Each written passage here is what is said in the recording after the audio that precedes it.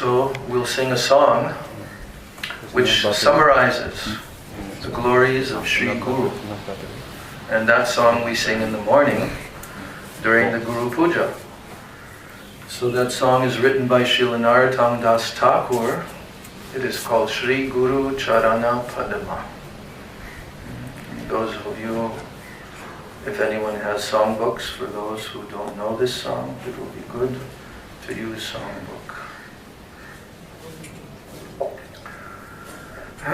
So I'll be explaining a little bit also from this song, because so many very deep, important points about Sri Guru are presented in this song, and the proper mood, how to worship Sri Guru. So, Sri Guru Charana Padma Kevala Bhakti Sadama Sri Guru Charana Padma Kevala Bhakti Sadama Sri Guru Charana Padma Kevala Bhakti Sadama Sri Guru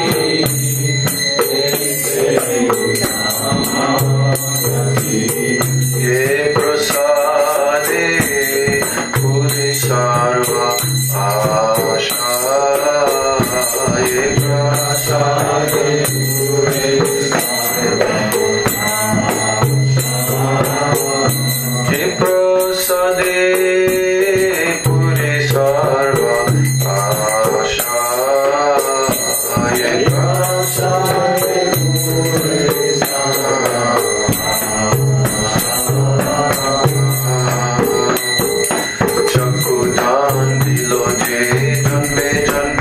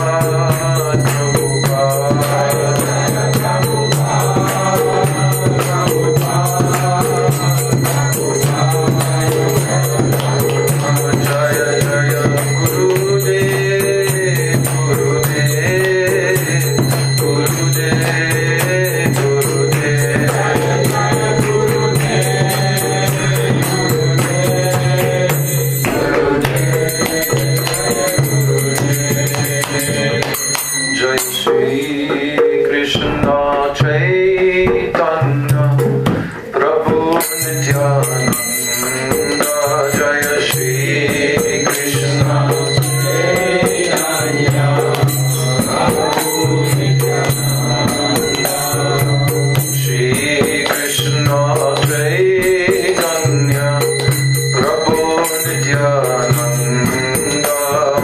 Shri Krishna Chaitanya Prabhu Nityananda Shri Advaita Gadadhar Shivasari Gaura Bhakta Vrinda Shri Advaita Gadadhar Shivasari Gaura Bhakta Vrinda Shri Krishna Chaitanya Prabhu Nityananda Jaya Shri Krishna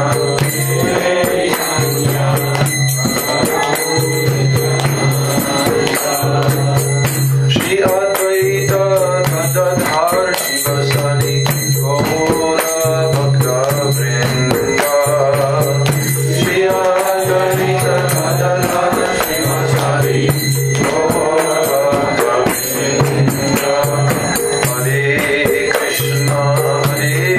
Krishna Krishna Krishna Hare Hare Hare Krishna Hare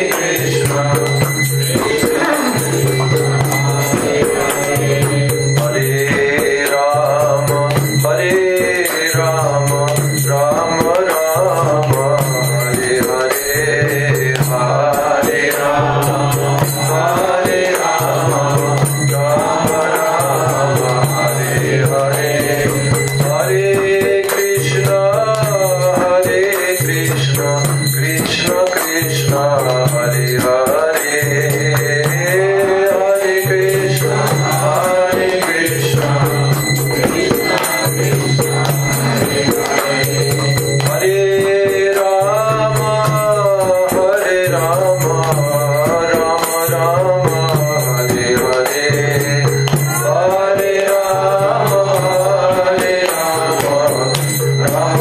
Hare Rama Rama Rama Hare Hare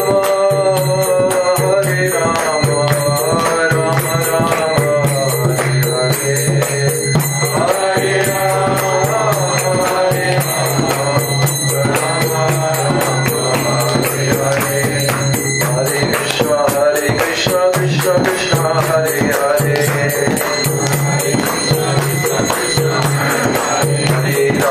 Hare Rama Rama Rama Hare Hare Hare Rama Hare Krishna Krishna Krishna Hare Hare Hare Ram Ram Ram Hare Hare Hare Krishna Krishna Krishna Hare Hare Hare Ram Ram Hare Hare Hare Krishna Krishna Krishna Hare Hare Hare Ram Ram Hare Hare Jaya Nitya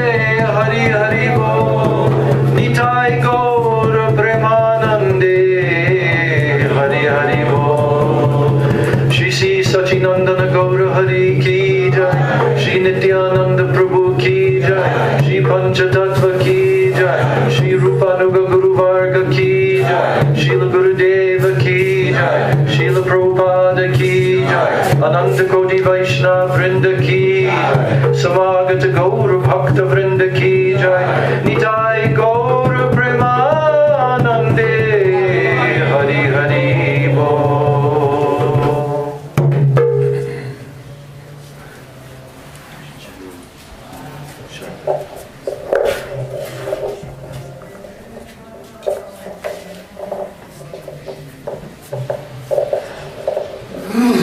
Hare Krishna. I want to welcome all the devotees who are here today, especially Srimad Bhaktivedanta Padmanabha Maharaj, who is going to share with us the very important and all-pervading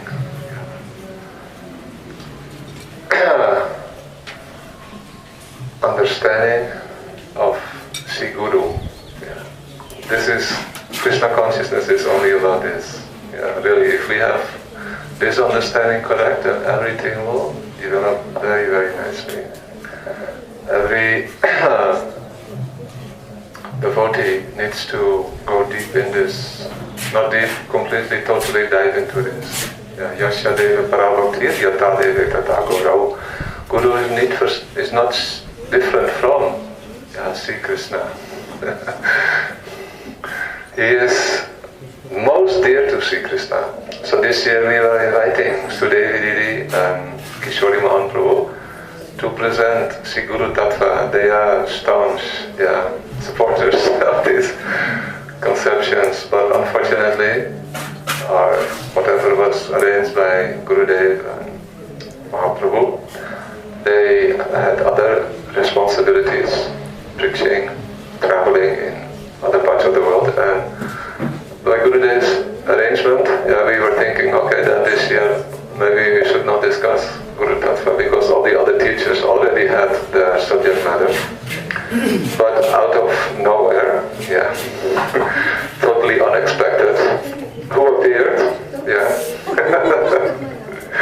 Maharaj appeared, and he requested to just be here and not say anything, but Vaishnavas, they are unable to stop speaking and giving their mercy, their grace.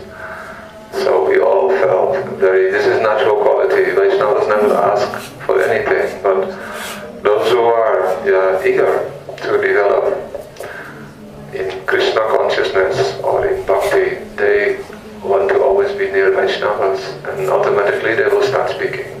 So now we have invited Maharaji to speak something to us, and he has suggested that he speak on Sri Guru and his grace.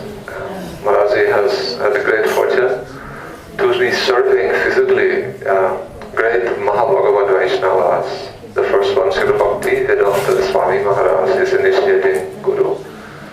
And the second one is Srila Bhakti Rakshak Sridhar Goswami Maharaj, who spoke on this subject matter, Sri Guru and his grace, in such a lofty and detailed and eloquent manner that this book is a must read for every aspiring devotee.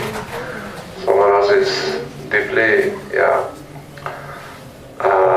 dedicated and concerned that all devotees should properly understand the Siddhanta and conclusions, the depth of Guru Tattva.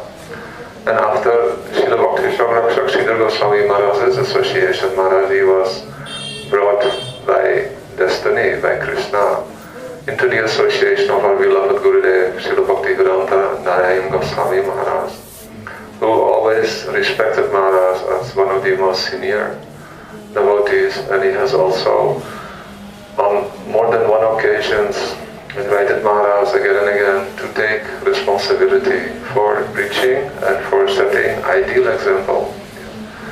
So we are very lucky that he has come and graces us with his association. I'm giving the floor to him. Maharaj can speak for hours and hours and hours. Unfortunately, we have a stopgap. For tomorrow again, Maharaji will speak in the morning from 10:45. Today we have up till 6:15 maximum, because there is other engagements again. But tomorrow and also the coming week we will try to schedule more and more. Also we'll have beautiful opportunity on this coming Saturday, which is Sri Nityananda Trayodasi. On that day also, we are inviting Maharaji to speak the beautiful Tattva, Akanda Guru Tattva, Nityananda Prabhu, how merciful, the origin of all gurus. And now I'm giving the floor. I won't take any more time. Warm welcome for Srimad Bhakti Padmanabha Maharaj. Hare Krishna.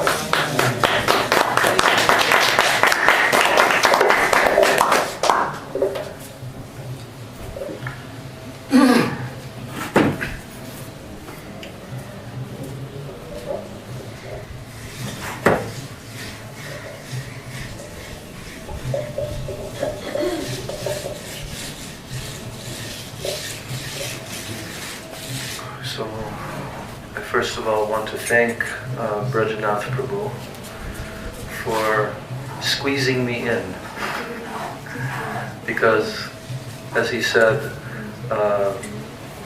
it was very short notice that I came here. I wasn't sure that I would have the time to come this year, but I'm very glad that I came, and I'm very glad that Sri Brajanath Prabhu is organizing this, because it is wonderful, very sweet mood amongst the devotees, being able to discuss and share from the heart what we've tried to understand from our gurus, and to be together in Jagannath Puri, of all wonderful places, and to be with senior Vaishnavas and Vaishnavas of all levels, and new persons also. I always relish the opportunity to meet new devotees, because we all were new at one time in Krishna consciousness, and it's a very important responsibility that we look after the young ones, and we show affection, and we try to help as much as we are able to help. So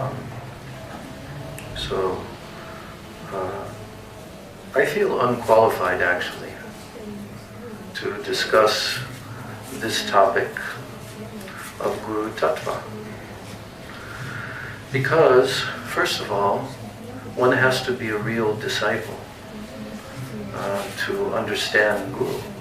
And unfortunately, I haven't reached that qualification yet, but I'm hoping in this life or some future life that I'll actually be able to do proper seva to my gurus. But nevertheless, they have given some duty to this fallen soul, and to so many, and to try our best to represent their teachings. And that is their mercy, because they know that if we try to carry out this instruction with some sincerity, success will be there, for sure. If we are honest and simple-hearted and not duplicitous, and we try to, as best we can, represent these personalities, then their mercy will come to us, because that's their nature. They're very merciful. We'll talk about this. Sri Guru and His Grace, the title of this book is The Mercy of Guru. And so it's a very interesting subject matter, because once you start to open it up, and you start to try to understand and delve into the depth of Sri Guru Tattva, what do you understand? Well, it's infinite. It's infinite. Why? Because first of all, what is Guru? And what is Guru Tattva? Guru is none other than Krishna himself. It is his principle of divine mercy. to rescue all souls who have fallen away from him, who occupy these material universes. They're called the Baddha Jivas, the conditioned souls. And Krishna has a very wonderful pastime that he performs, his Leela, because he's all merciful. So that quality of infinite mercy has to have some objects to receive it. So by Krishna's will, he desires to taste this rasa of showing compassion for the fallen souls. And he himself manifests as Guru. We will discuss this topic, this principle. How to understand. On one hand, he is Krishna, Supreme Lord. He's manifesting like an incarnation in apparently a human being of this world. But at the same time, he's not a human being of this world. Real Guru has to be transcendental personality like the Lord himself. What is a real Guru? What are his qualities, his qualifications? What is not a real Guru? All of this is explained all throughout the Vedic literatures. It is one of the most covered topics. Because without that, you can't take one step forward, practically speaking. So, it's a wonderful topic that I have the opportunity to give some elucidation on to the best of my ability. I am not an academic person. It is not my nature to be an academic person, like a professor, like this. I don't know, I just have a simple-hearted nature that I want to, with enthusiasm, try to convey what I understand, what I've experienced, that's all. So I'm also inviting the devotees during this lecture series to also participate, share. I'm looking out at the audience here and I'm seeing real Guru Sevaks. Like for example, Brajanath Prabhu. I have to say that, you know, in my life, I've rarely seen such dedicated persons to the service of the lotus feet of Guru. 15 years, Brajanath Prabhu traveled with our Gurudev right to the final moments here in this room and served him unfailingly. So therefore he's been blessed with so much realization. And when he expresses that also, it is very profound. You see. And I'm looking at my godbrother back there, Bopadev Prabhu. Bopadev, he was one of the early book distributors in the 1970s, Prabhupada disciple. Did so much sacrifice and seva. And he's always eager to hear Harikatha. Because sometimes I visit in Eugene, he stays there, and always he's there, always, through the years. He knows many, many shlokas also. He's very wise, but also very humble. And my other god sister here, Lola Didi, she's also one of the stalwart, wonderful servitors of Prabhupada. She's a Prabhupada disciple for so many years, and just see how she's come all through all these years to the lotus feet of our Gurudev, Srila Narayan Maharaj, to serve him, to surrender. See? And who else? Older ones here. Yes. Yes, I don't know the history. Yes, I know, but you're a Prabhupada disciple? No, no, but also I know you're an older devotee. He is actually responsible for preaching in Germany, yes, Switzerland, Iran, many places, and he is one of the most enthusiastic devotees I have ever met. Always he is absorbing kirtan, always. And he is only positive energy. Never any negative thought or word comes from his mouth, his lotus mouth. Yeah, because that is lotus. Lotus is pure. So we're very lucky that he is here in our midst, and he's also very humble, and like I said, always happy. So he is disciple of our beloved Gurudev, but even in ISKCON, he was for many years in ISKCON, he has brought many devotees to the shelter of Sri Guru. And now he is constantly continuing his service to bring devotees under the umbrella of Sri Gurudev. So we are very lucky that he has come here with his dear friend, Sri Manohar Prabhu, who is also very responsible and ideal example of devotee, disciple, very sincere and always ready to embrace the ideal teachings of Sri Guru Tattva and Krishna consciousness. Yes. Jai. And another Mahatma, great soul, has entered the room. The other half of Brajanath Prabhu, Vrindadidi, who did equal seva, maybe even more, to Srila Gurudev all these years. Yes. And you know, I could take the whole class just in talking about the devotees who I know here. We also have very senior Vaishnavi here, Leela Madhuri, and her husband Vasudama. I don't know if he's here yet. They're very old devotees. They came during the communist time in Russia. They had a preaching center in St. Petersburg during the most dangerous time to preach, you see, in the 1980s. You know, very old devotees. And they came and surrendered at the feet of Srila Gurudev after so many years of service to Krishna. And another Madhusmita Didi from the early 80s. Who? Yes. She's coming in. Yeah, okay. This is Vasudama Prabhu, her husband. Very wonderful, wonderful seva they've always been doing. Now they're also translating Gurudev's books into Russian language. Yes, I'm getting there. First of all, Madhusmita Didi. I knew her from the early 80s when I was household life in England, 1982 I believe it was. Manchester. 83 or 84, somewhere around, yeah, 84. And how she has so sincerely and seriously pursued this path of bhakti.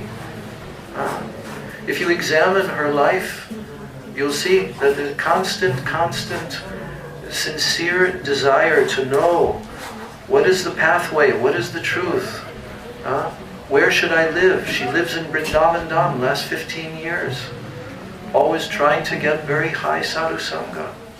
She came to the lotus feet of our Gurudev. Even though she didn't meet Srila Prabhupada, she has so much faith in Prabhupada, dedication. So like that. Kamalakanta Prabhu from Germany. He also constantly with Gurudev. Always like a shadow.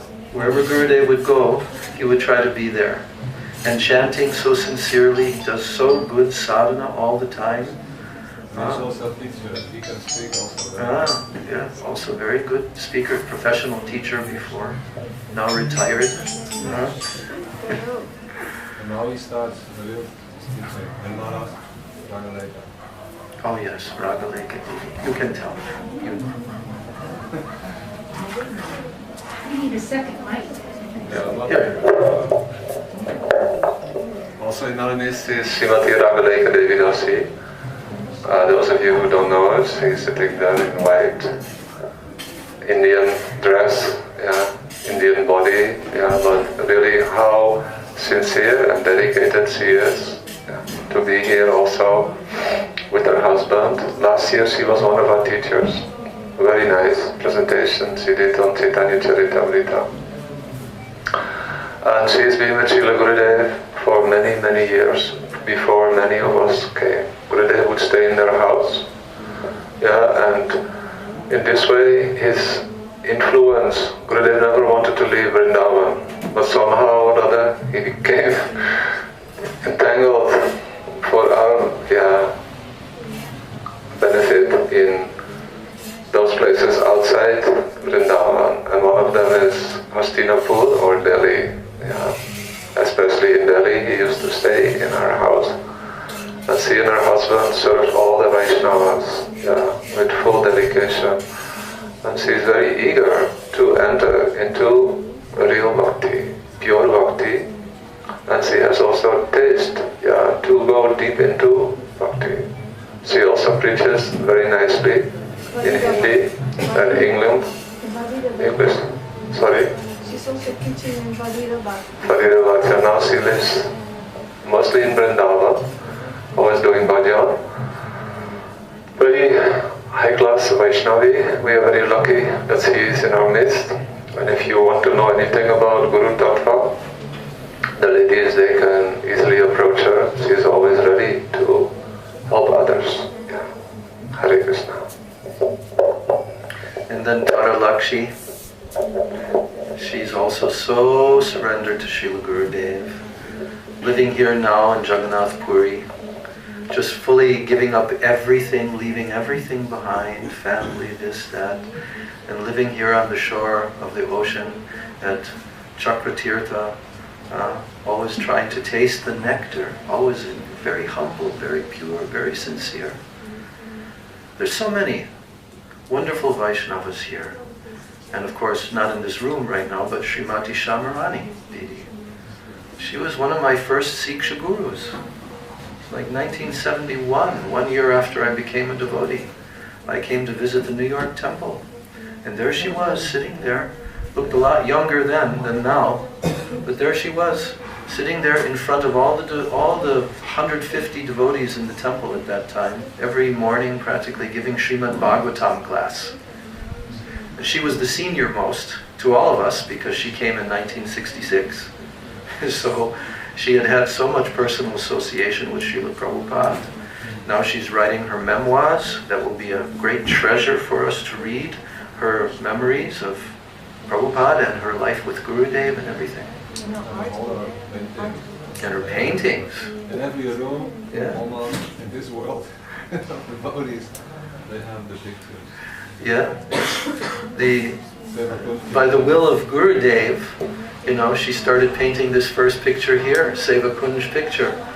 And then after that, one after the other, like dozens. Now she's still sitting there painting right now. And she's one of the, if not the most famous, Krishna consciousness Vaishnavi artist in the entire world, probably. And she's bringing out her paintings book very soon, which also Gurudev wanted. And it will be astonishing. It will go into all different bookshops all over the world, and they'll see all these beautiful depictions of the transcendental forms of Radha and Krishna and their associates. She has more than 300 paintings. Really?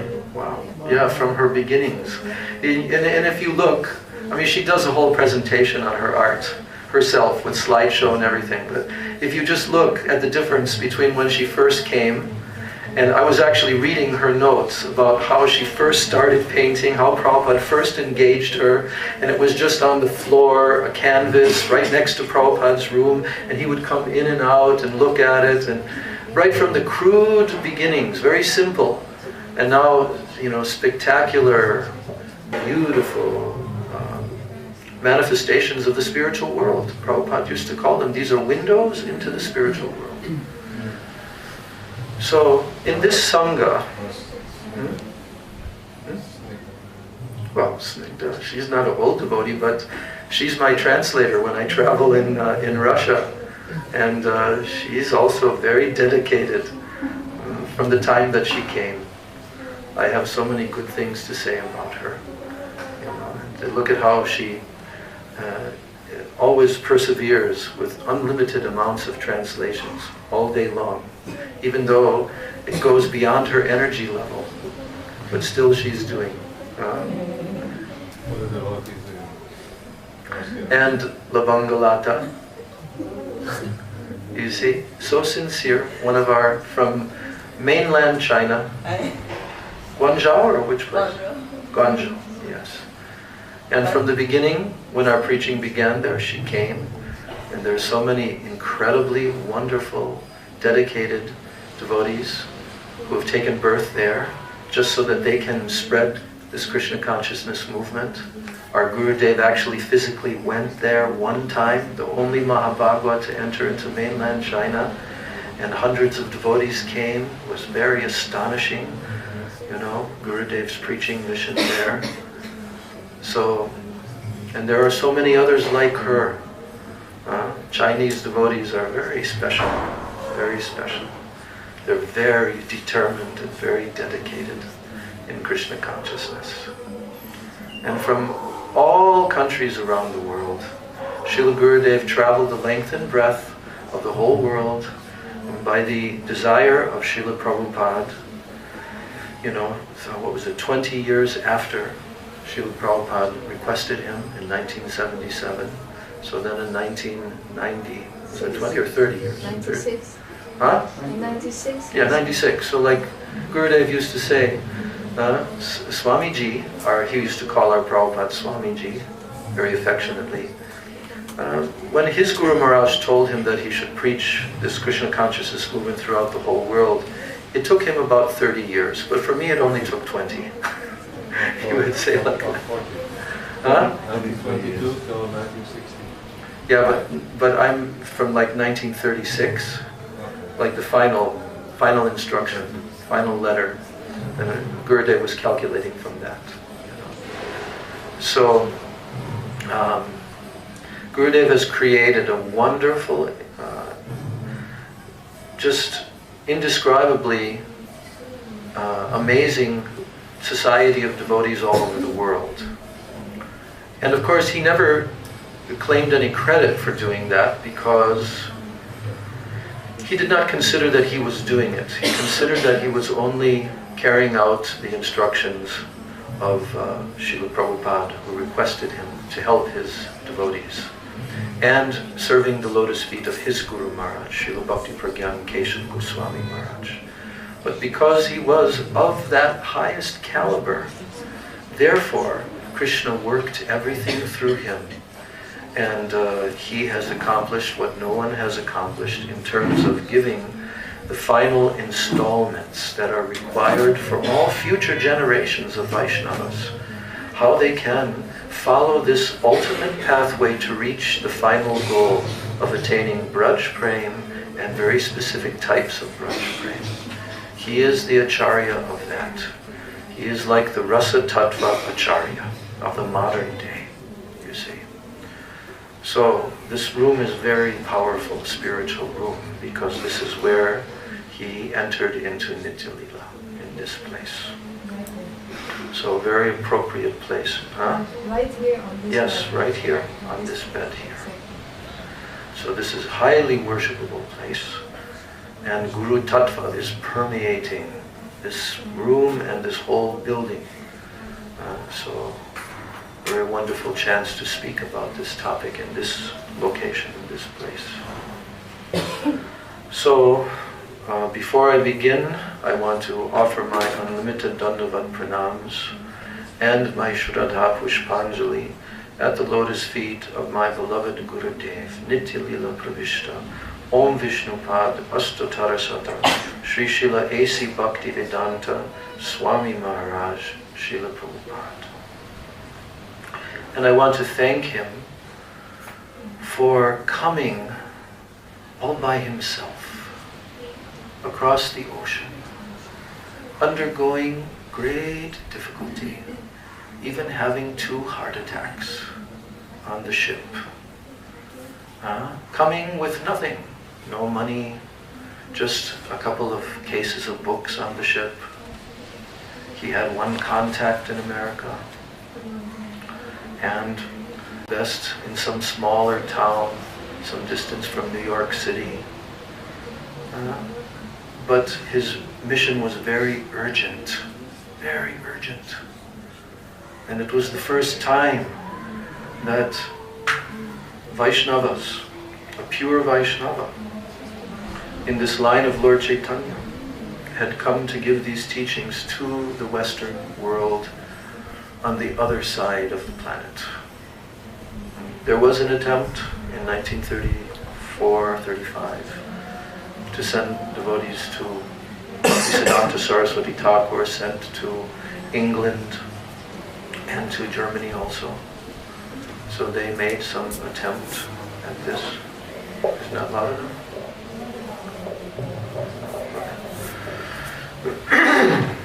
So they made some attempt, but nothing substantial could be established there. But it was like reconnaissance.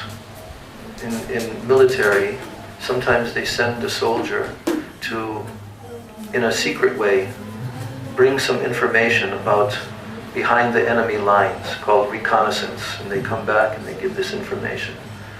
So Srila Bhakti Rakshak Sridhar Maharaj said what they did was like that. And actually Srila Prabhupada, our Prabhupada, was there when they returned, the first preacher returned back, and they were very interested to hear what he had experienced there. First time since Chaitanya Mahaprabhu appeared on the earth planet. They went to the western shores, to England. And the British were the ones that had conquered over India and were ruling India for more than 200 years, wasn't it? More than 200.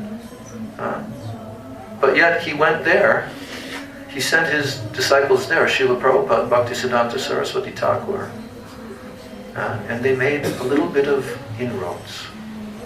But the tidal wave of Krishna consciousness was yet to come.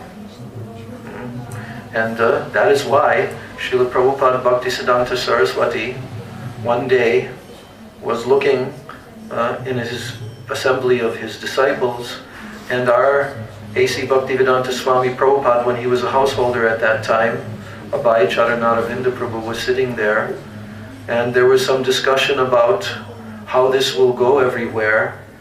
And he said, Abhay Prabhu will make sure, something like that he said. He will do everything. He will do everything, yes. Abhay Prabhu will do everything. And at that time, no one could conceive that this householder, businessman, Vaishnava, very good Vaishnava, but in family life and so forth, that he would be the one. And Srila Sridhar Maharaj also was astonished. He said, none of us can conceive how Swami Maharaj has done this miracle. This miracle. They couldn't conceive. So how he came, how Prabhupada struggled for one whole year through the winter of New York City. He had never seen snow before, always being in India. He was 70 years old at the time. And how he wrote these books, it's just epic. You can go on and on and on and tell the histories of this divine personality. And he did it. He fulfilled the desire of his Guru Maharaj. He fulfilled the desire of Bhaktivinoda Thakur to bring this to the whole world. And then in his departing, he indicated, yes, to his leaders of his society, he indicated when they requested him, can you please suggest to us any other personality who we can go to for guidance after you leave? His GBC governing body commissioners, they approached him. And then he told them, yes, you can go to my god brother, Srila Bhakti Rakshak Sridhar Maharaj. And this is not the first time that he mentioned him, and it is not the first time that he suggested that the leaders of his society go there for guidance.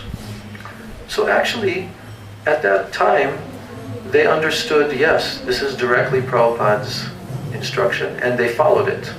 For the first year after Prabhupada's departure, within a few months' time, everybody, all of them came to Mayapur, where they had their first meeting of their GBC after Prabhupada's disappearance.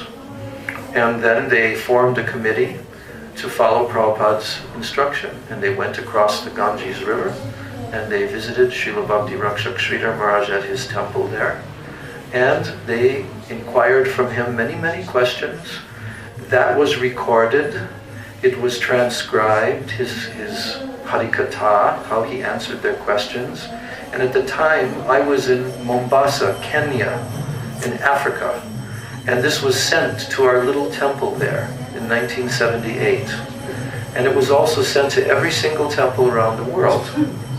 And this was the first time that I had read the words of this Vaishnava.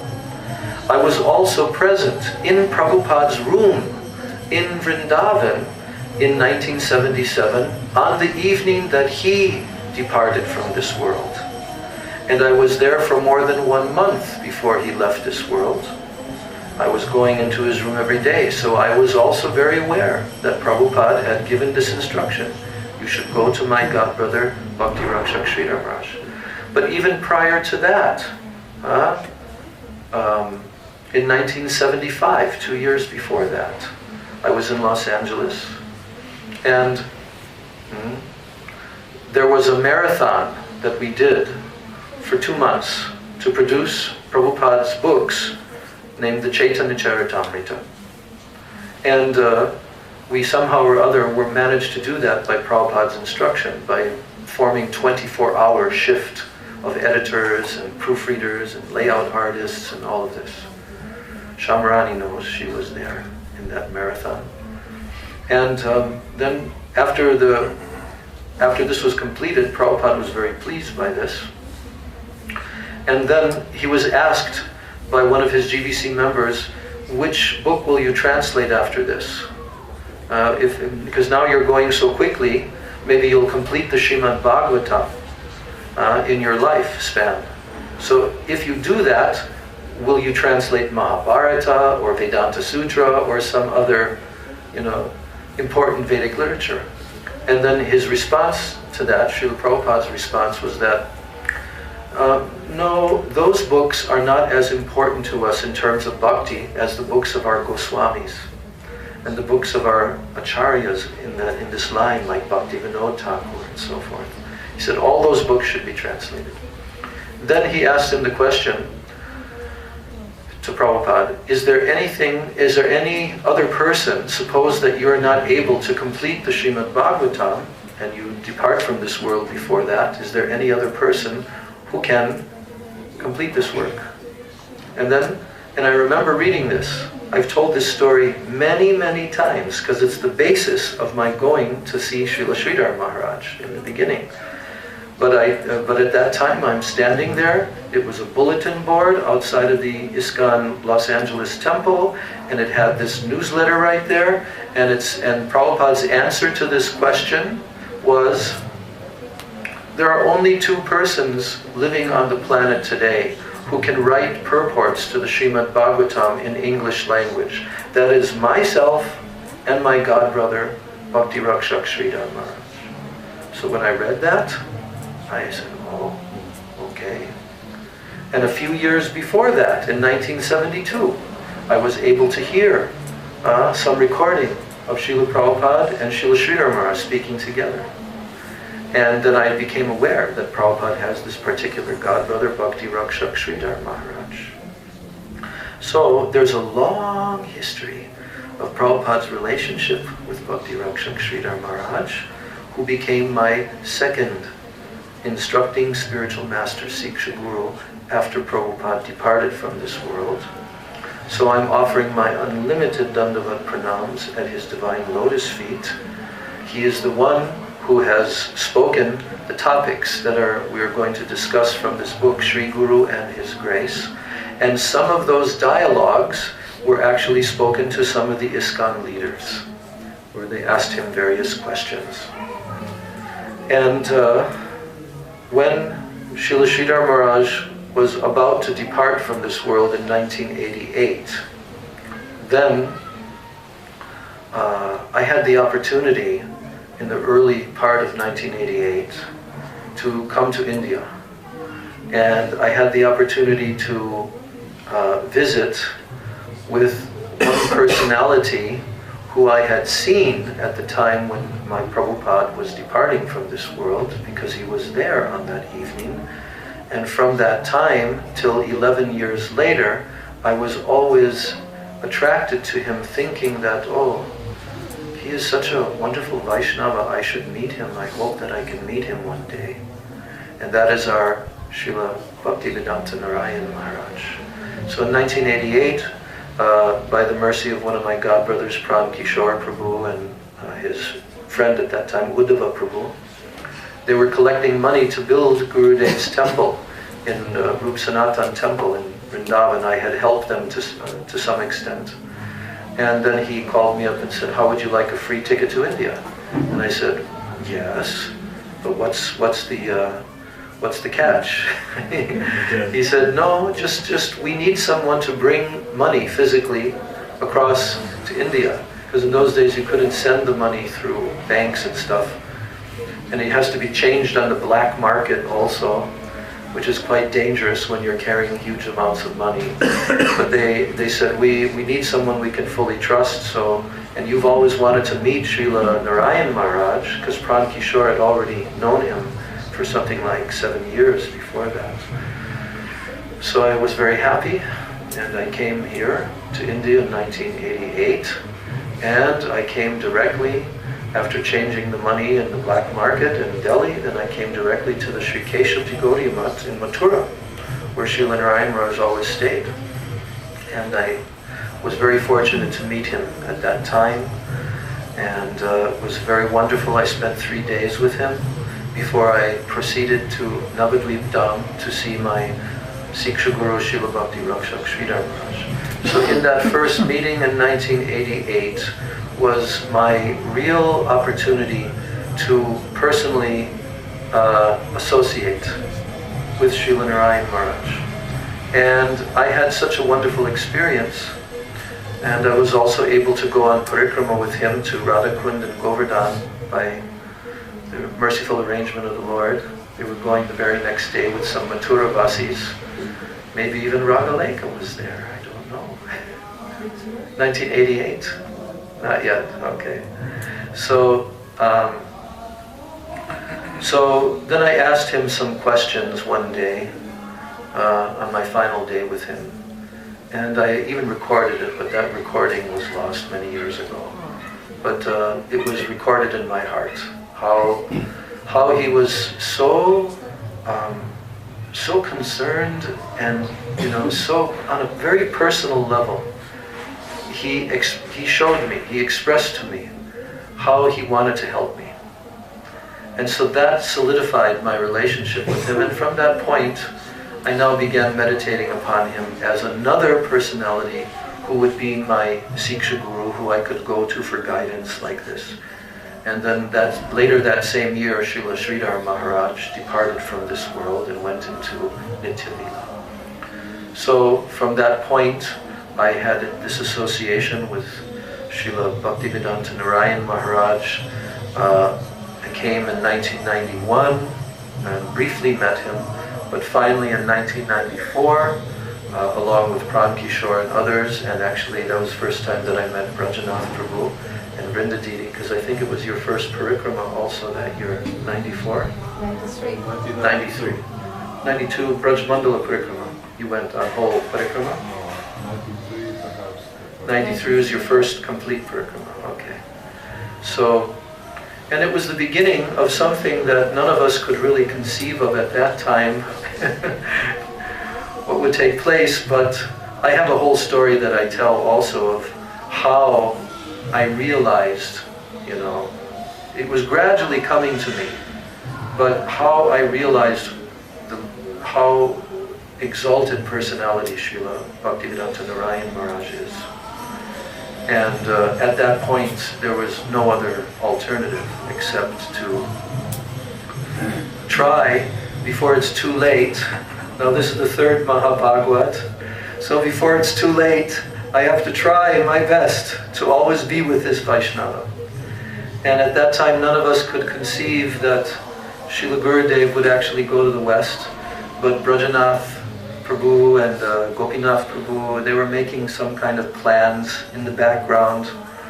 And to my surprise, in 1996, just at around the same time when another great Vaishnava, Srila Gaur Govinda Maharaj, departed from this world suddenly, without any notice, and many of his disciples at that time, they were shocked that he was departing from this world. I was actually in Taiwan when I got this news.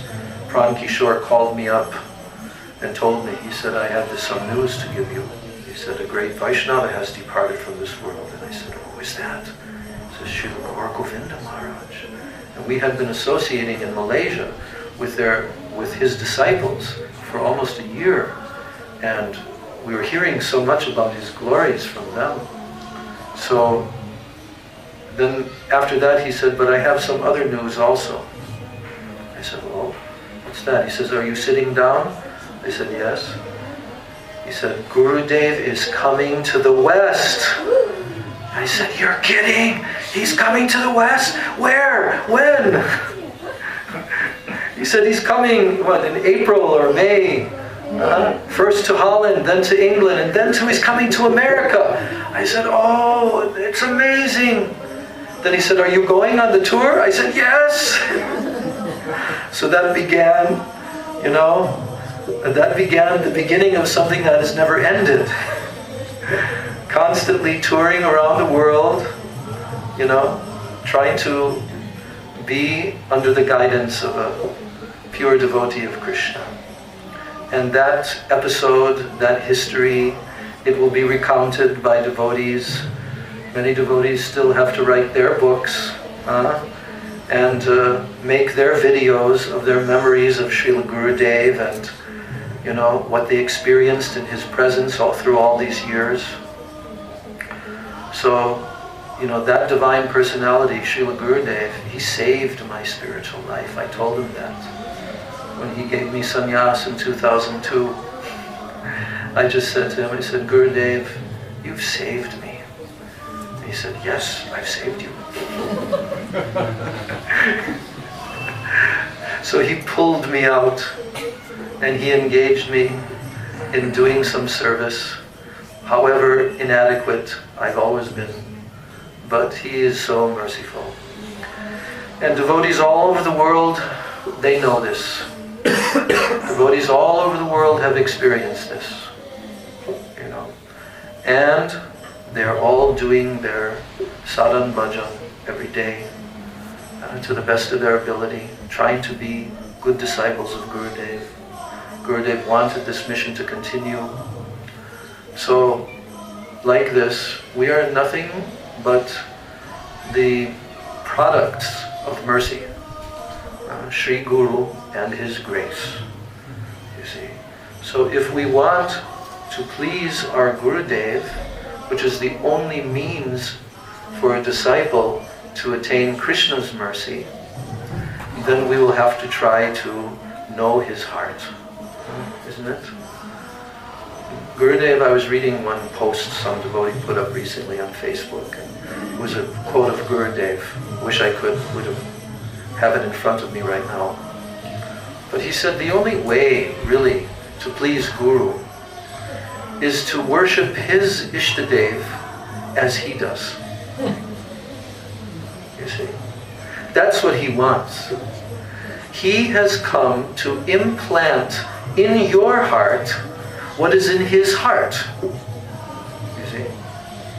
Nothing less than that. He has come to turn you into a pure devotee and in a particular mood, in a particular rasa with Krishna. And Gurudev made that very specific in his preaching mission, you see. So we try to please Guru by following, and he's always pleased to some extent by the smallest effort that his disciples make. That's why mercy comes. Without that mercy, just like for the little child, the parents cannot expect that the little child will suddenly be able to walk and talk and do everything. But they're very patient with the child, very loving, very affectionate. They even see all the mistakes that the child makes, but they take pleasure, actually, in seeing their mistakes, because they know that they're trying, and one day they're going to succeed. One day that child is going to be able to actually walk on his own feet, you see. So Guru is like that, actually. Guru is like that. He is like the most loving father. And when he takes charge of a jiva, of their soul, of their atma, he tries to bring them very close to his heart and to give them what is in his heart. How does he do that? Through his harikatha and through his instructions, his personal instructions that he gives to the individual disciple, and through also his harikatha, all the instructions from all of our shastras, from all of our guru parampara. And when the disciple hears, then his bhakti awakens. If that was not the fact, none of us could be here now. If that was not the fact, Srila Prabhupada could not have started the entire worldwide Krishna consciousness movement.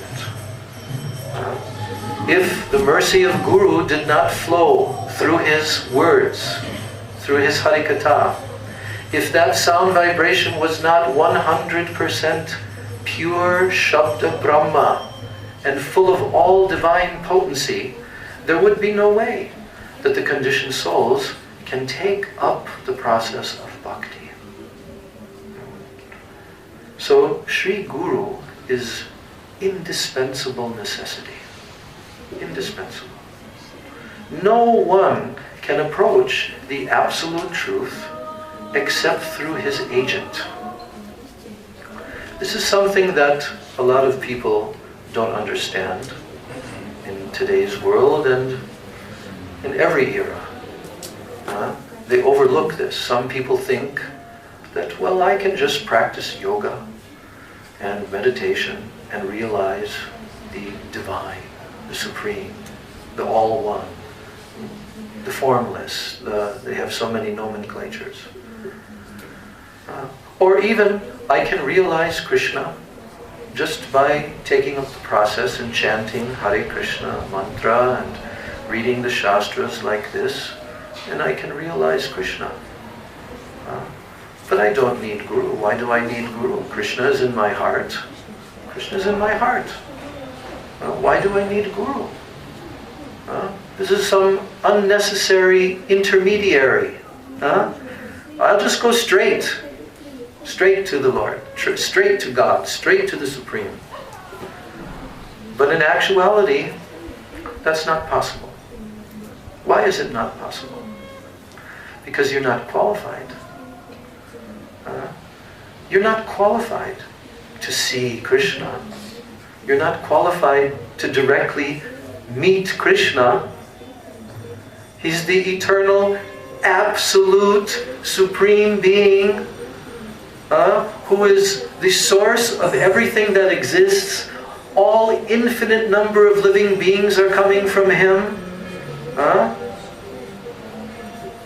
His tattva is inconceivable. It is true that he is within our heart. That is a fact. He's within our heart. But you can't perceive him. Conditioned soul does not have the power to communicate with the super soul, the Paramatma. That is told in the first chapter of Chaitanya Charitamrita. Conditioned souls are incapable of perceiving the Lord's instructions. However, he is there. He is called Chaitya Guru. Chaitya means within the heart, within our Atma, within our soul. He is sitting side by side with us. This is the most amazing revelation in the Vedic literatures. That as we travel from one body to another, and we wander all throughout this universe, taking different species of life even. It is called Brahmanda Brahmite, wandering in the universe. This goes on for endless millions of lifetimes. In millions of species of life even, each one of us sitting here right now in our nice male or female human form, we've had millions of other bodies. In all the different species, we've crawled on the ground as insects. We've swam in the ocean as all different aquatic species. We've flown in the air in all different bird species. We've been in all different animal species.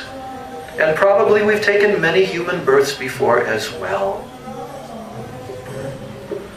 But the Lord, Krishna, He has never left us.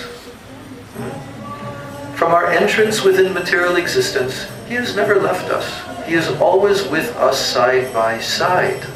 But we cannot realize that on our own. Therefore, Sri Krishna, the Guru within our heart, He manifests outwardly. In the form of what? A very great devotee. Mahanta Swarupa. A very great devotee of Krishna. Very great Vaishnava. This is Krishna's manifestation. It is not that He is Krishna, because there's a difference. The Mayavadi gurus like to say, I'm God. And you take this mantra from me, you meditate, and you'll become God also, you'll realize you're God. Which is the most ludicrous, absurd suggestion that could ever be put forward. And our acharyas, all of the, like this morning and yesterday morning, you heard about our acharyas like Madhvacharya, Ramanuj, they have all written extensively tremendous elucidations and refutations of every single point that these bogus Mayavadis have made, and fully defeated them. But yet, it goes on in Kali Yuga, everywhere, because people are innocent and they have no knowledge, so very easily they can be misled. That is the nature of the Kali Yuga. In previous yugas, there was authorized Vedic knowledge coming down, and people had access to this in previous yugas. There were also demoniac forces in previous yugas, but Vedic knowledge was, and Vedic civilization was spread everywhere. But in Kali Yuga, it has become very degraded civilization.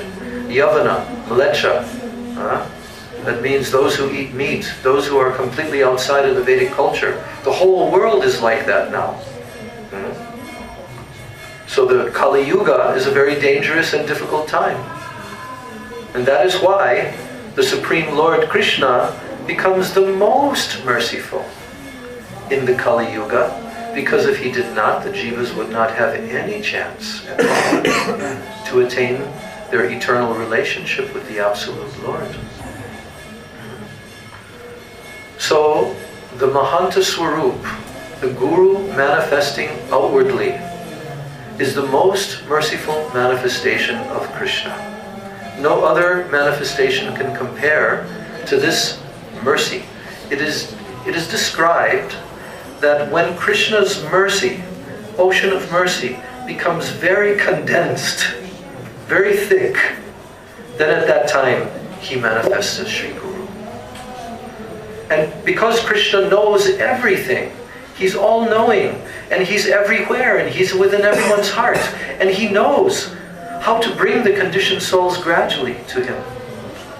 So He engages the conditioned souls in acquiring sukriti, pious credits from previous lifetimes. Even in animal species, He gives them, like here, dogs are eating Jagannath Mahaprasadam, or they're hearing kirtan. So that dog gets sukriti. It doesn't matter that he's not in the human body, he gets sukriti. And that sukriti accumulates. And when that sukriti accumulates more and more, then that jiva takes birth in human form, and he has the tendency to associate with saintly persons, transcendentalists, and Krishna arranges that they will meet together. That is the most amazing histories. How the jivas have come for millions of lives, and how Krishna is bringing them now finally to meet the pure devotee. You see? I was telling some of our new devotees the other day that I always like to hear the story. How did you come to Krishna? How did you meet Krishna in your life? Please tell me. And every time I ask this, I find out that it's extraordinary, you know? And I can see, and they can also see how Krishna moved and directed things in their life. Each one of us have our own story, you see? And even after that, we have so many stories. After meeting Sri Guru in our life, you see. So, what is the time that we... 5 more minutes. 5 more minutes, okay. For today. Yeah. Tomorrow we can. Yeah, we'll continue tomorrow. So why is this Guru Tattva, why is this subject matter so important for us?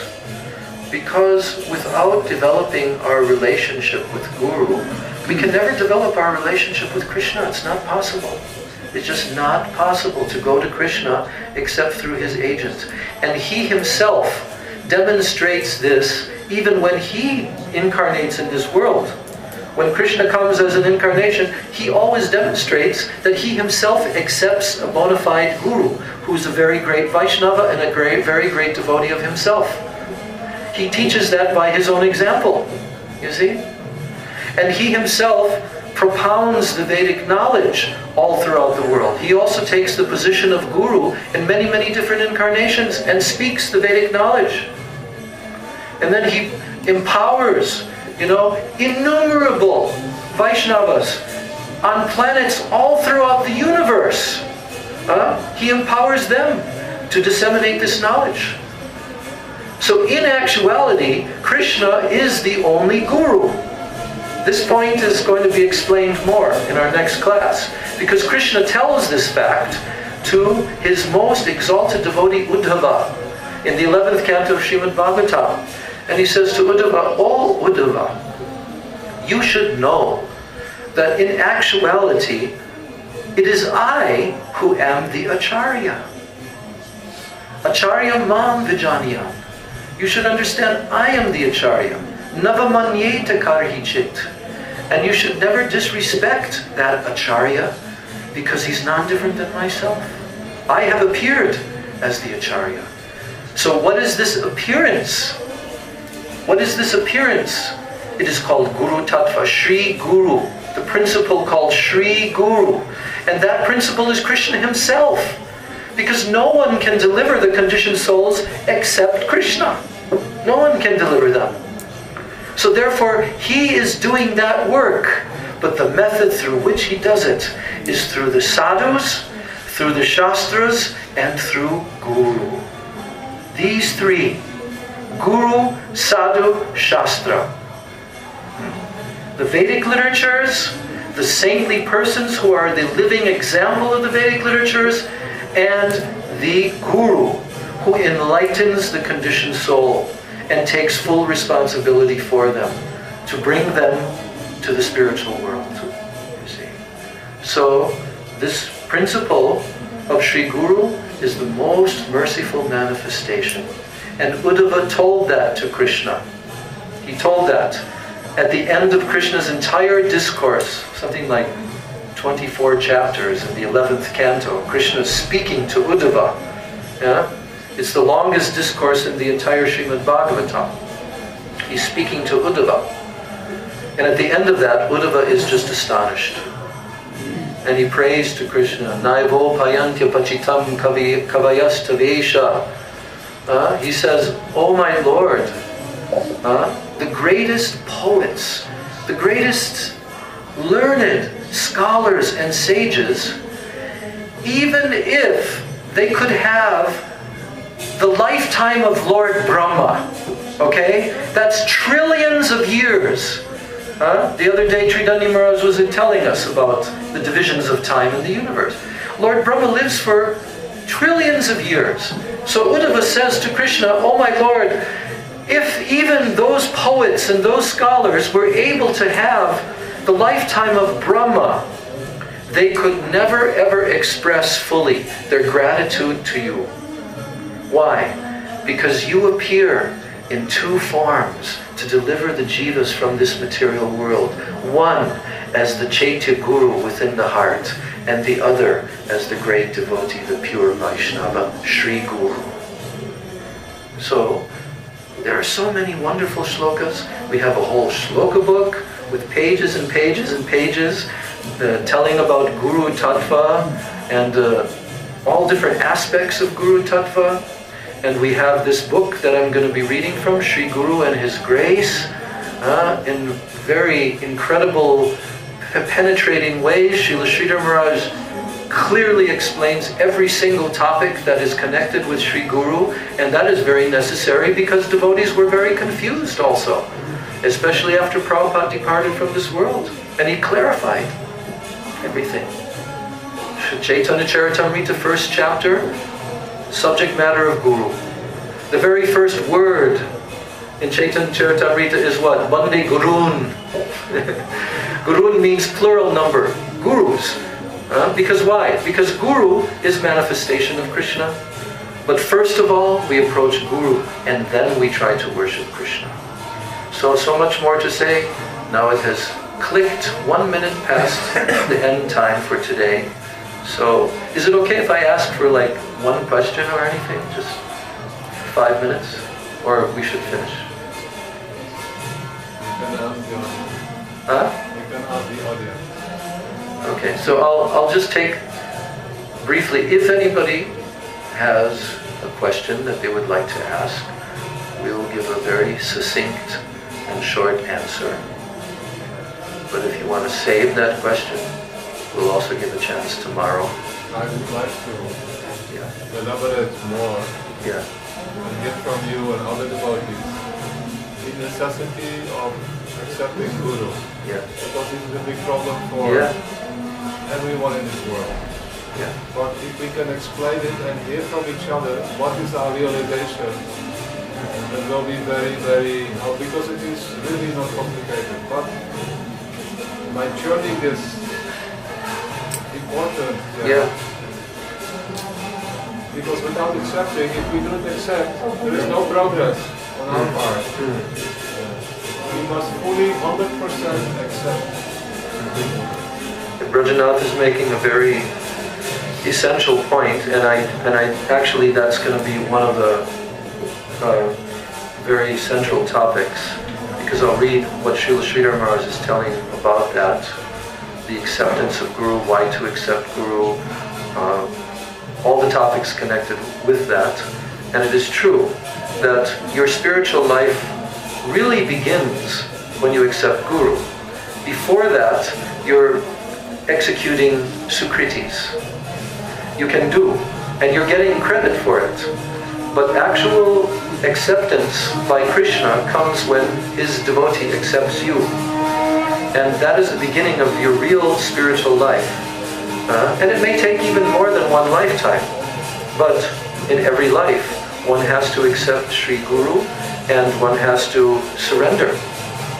How Krishna is telling in the Bhagavad Gita, I'll explain all that. How Krishna tells that you have to surrender to Sri Guru. What does surrender mean?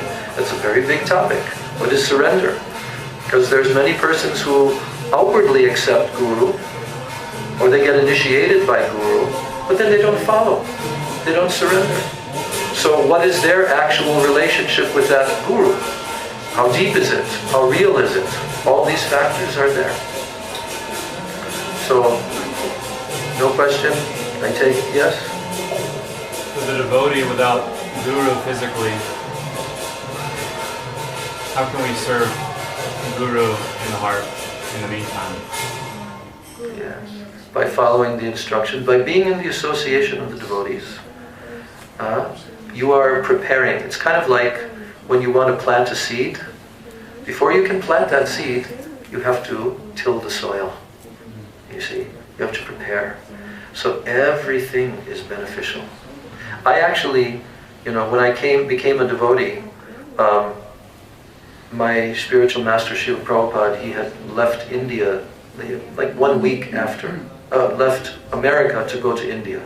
He was gone for an entire year, and during that year we also didn't even know if he was going to return. There were some rumors. He was also very old at the time, and by following his instructions, by chanting every day, we went out on Nam Sankirtan 6 hours every day in Chicago, in Detroit, and even in the winter time, we were there chanting the Maha Mantra 6 hours a day. And then the rest of the time we would be at the temple with classes and artiks and prasadam and reading his books and all of this. And within a very short time, I had very powerful experiences in my heart of meeting Srila Prabhupada, even though I'd never physically met him. And so I had to wait an entire year before he came back to America. And that was a very joyous occasion. And then, by his mercy, I was accepted as his disciple, you know, at the age of, like after 1 year, 19 years old, I was accepted as his disciple. Then I had to wait another year to get second initiation, Diksha, you see. So, but there are devotees that have waited for many years. Even Srila Prabhupada himself, he met his spiritual master in 1921, but he didn't take initiation until 1932, I think it was, in Radha Kunda. But he said, from the moment that he met his Guru Maharaj, he said, I was always thinking about him, always thinking about him. I have met such a saintly person. Oh, this is the person in whose hands the movement of Lord Chaitanya is going to go everywhere. He had this faith in him. And he said, in actuality, I was initiated by him, he said. So the initiation is a formal thing, but the acceptance and the heart connection and all of that, that is developing, you see. So whether you have met that person who will be your guru, or whether you haven't yet met physically that person, but Krishna already has his plan, and nothing is happening by chance, you see. So our only necessity is to be very, very sincere. Very sincere, like I told the other day. Srila Sridhar Maharaj said, sincerity is invincible. Invincible. It's the all-powerful element, sincerity. So if we're just sincere, and we try humbly to really take in everything, then we're well on our way. See? So the initiation will come, definitely. And shelter at the feet of Sri Guru will come.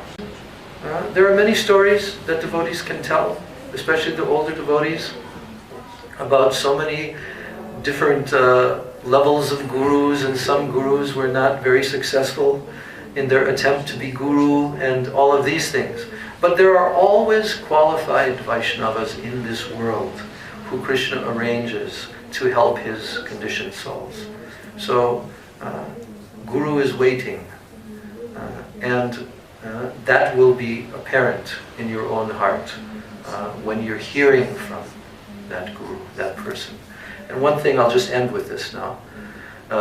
There's a lot to tell about Srila Sridhar Maharaj's instructions regarding Guru and Guru Tattva and levels of Gurus and all of that. But he said that it's a very wonderful thing how Sri Krishna arranges for particular souls to meet particular Vaishnavas who are Gurus. And when that soul meets a particular Vaishnava, they will feel, even though they can see that there are other qualified Vaishnavas, but they will be particularly attracted toward a particular Vaishnava to accept them as their Guru, and they will feel, oh, for me, my Guru is the best. They will feel like that. And why is that? Because this is called Guru Tattva. Krishna is arranging. Krishna is arranging like that. But in order to progress to the highest level, we will have to, in one lifetime or another, or more than one lifetime, we'll have to come to the lotus feet of the topmost Vaishnava, the Uttam Vaishnava. And we'll have to take shelter there. We'll have to hear there from that personality. And even Srila Gurudev told that even if a devotee takes initiation from a guru who is not of that level, let's say, but very sincere Vaishnava, that guru will so much desire that his disciples will get the association of this great personality. That will be the symptom of a bona fide guru. And he himself will say, yes, I will also go there to hear from him. Yes, you should go. And in this way, there's no obstruction. And everything will flow, and that great Vaishnava personality will become Siksha Guru, and even your Diksha will be received through him. Because actually without Siksha, Diksha doesn't become completed. That's a whole topic. We'll also discuss that. What is Diksha? How is the Diksha completed? It must be completed through Siksha.